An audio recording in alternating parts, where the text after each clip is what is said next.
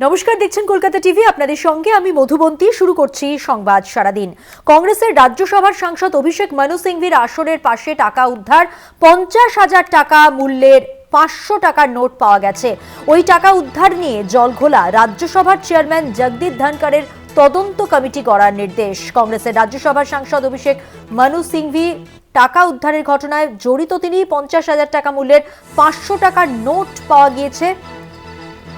ঠিক কি হয়েছে জানবো। আমাদের সঙ্গে টেলিফোন লাইনে রয়েছেন আমাদের প্রতিনিধি জয়ন্ত চৌধুরী। জয়ন্ত, কি খবর রয়েছে বিষয়? এটা হচ্ছে রাজ্যসভার সদস্য, কংগ্রেস সদস্য অভিষেক মনু সিংভি। তার রাজ্যসভায় তিনি যে আসনে বসেন সেই আসনের নিচে তখন তিনি ছিলেন না, একটি ব্যাগ পাওয়া গেছে। সেই ব্যাগে 50,000 টাকা 500 টাকার নোটে। এখন এই বিষয়টি নিয়ে জানাজানি হলো কিভাবে না, জানাজানি হলো যখন রাজ্যসভার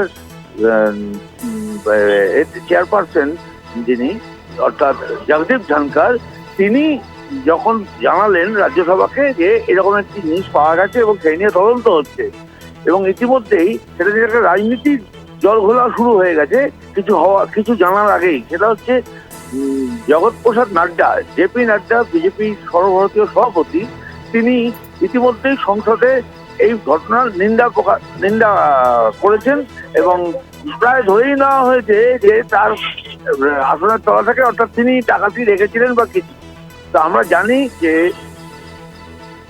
অভিষেক মনু সিংভি অত্যন্ত পরিচিত কংগ্রেসের মুখ। তিনি শুধুমাত্র একজন কংগ্রেস নেতা নন, তিনি তার পাশাপাশি তিনি বিশিষ্ট আইনজীবীও বটে, এবং এই পশ্চিমবঙ্গেরও তিনি একসময় রাজ্যসভার সদস্য ছিলেন কংগ্রেসের প্রতিনিধি হিসেবে। তো এখন তার যেহেতু আসনের তলায় ওটা পাওয়া গিয়েছে, সেইটাকে কেন্দ্র করে কিন্তু একটা রাজনীতির রং দিয়ে বিজেপি নতুন করে একটা বিতর্ক সৃষ্টি করার চেষ্টা করছে।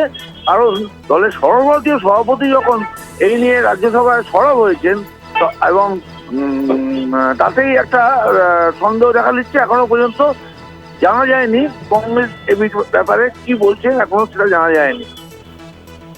ধন্যবাদ জয়ন্ত। কথা বললাম আমাদের প্রতিনিধি জয়ন্ত চৌধুরীর সঙ্গে। কংগ্রেসের রাজ্যসভার সাংসদ অভিষেক মানু সিংভি, তার আসনের ঠিক পাশে টাকা উদ্ধারকে ঘিরে জল্পনা। 50,000 টাকা মূল্যের 500 টাকার নোট পাওয়া গেছে। আর ওই টাকা উদ্ধার নিয়ে যেমনটা বলছিলাম বেশ জলঘোলা হয়েছে। রাজ্যসভার চেয়ারম্যান জগদীপ ধনকরের তদন্ত কমিটি গড়ার নির্দেশ।